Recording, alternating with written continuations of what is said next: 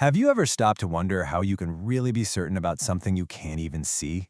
Well, today we're going to dive into a pretty fascinating idea, the Quran's own logical toolkit for making sense of the world and for finding truth. It all starts with this huge question, one that's challenged philosophers for, well, centuries. If something is totally beyond our direct senses, I'm talking about anything from a subatomic particle to a big theological concept, how can we possibly claim to know anything about it? That's really the central problem we're going to get into today. All right, so here's how we're going to break this whole thing down. First, we're going to look at the surprising power of parables. Then, we'll tackle a pretty mind-bending paradox about proof itself. After that, we'll see how the very idea of evidence gets redefined, and that's going to lead us to a really unique way of reasoning that works, well, on any scale. Okay, first up, the whole deal with parables. In a lot of traditions, we kind of think of parables or analogies as just simple teaching tools, right? Maybe even a weak form of argument. But the source material we're looking at suggests the Quran frames them in a completely different way. So take a look at this key verse right here. It's suggesting that a parable isn't just some simple story. No, it's more like an intellectual filter. And get this, the very same example, something as small as a mosquito, can guide one person toward understanding while leading another person completely off track. Wow. So this really shows you the double-edged nature of a parable, doesn't it? On one hand, it's this amazing tool for making abstract ideas feel real and concrete. But if we get too hung up on the literal details, and we miss the deeper principle that it's pointing to, we risk getting completely lost. So here's the big takeaway from this section. These parables, they are not just simple little stories. According to this framework, they're actually powerful logical arguments, carrying these firm, absolute principles kind of in disguise. Okay, so all of this leads us to a major intellectual puzzle. Think about it. As finite beings, with our limited experience, how on earth can we use what we know to prove anything about something that's described as infinite or absolute?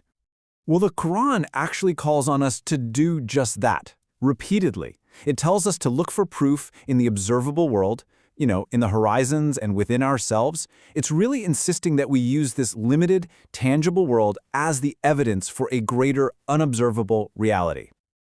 And this is exactly where the paradox pops up.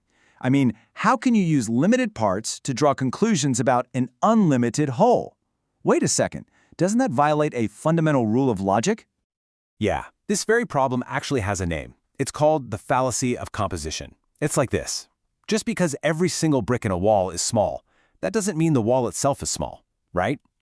So the big question is, how can the Quran tell us to use these signs, these small, finite parts, to understand something infinite, without leading us right into this exact logical trap?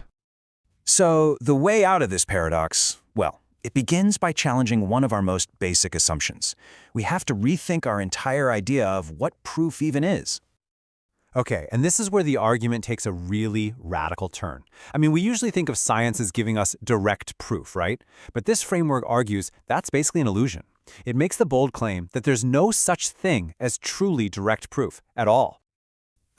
Seriously, think about it. We don't actually see an atom, do we? We see an image that an electron microscope created by interpreting the atom's effect on its environment. Or in a particle accelerator, physicists don't actually see the collision itself. They just analyze the debris, the consequences of that collision. Turns out, all our knowledge, even in hardcore empirical science, is based on interpreting effects, not on directly observing the cause. Okay, so this lays out a super clear logical path.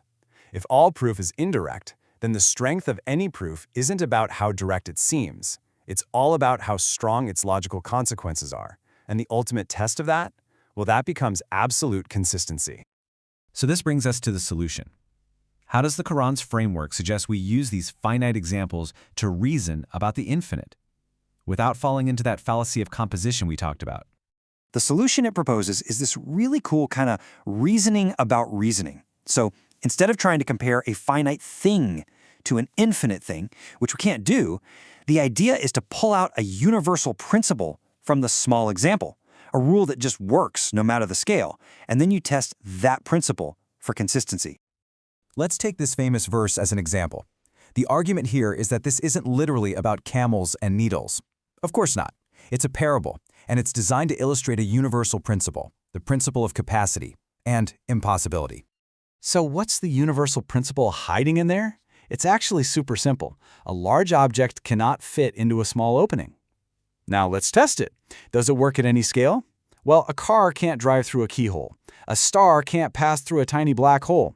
The principle absolutely holds up. It's a consistent, scale-free truth, and that is what allows you to make a valid, logical argument about impossibility without ever falling into the trap of comparing finite and infinite things.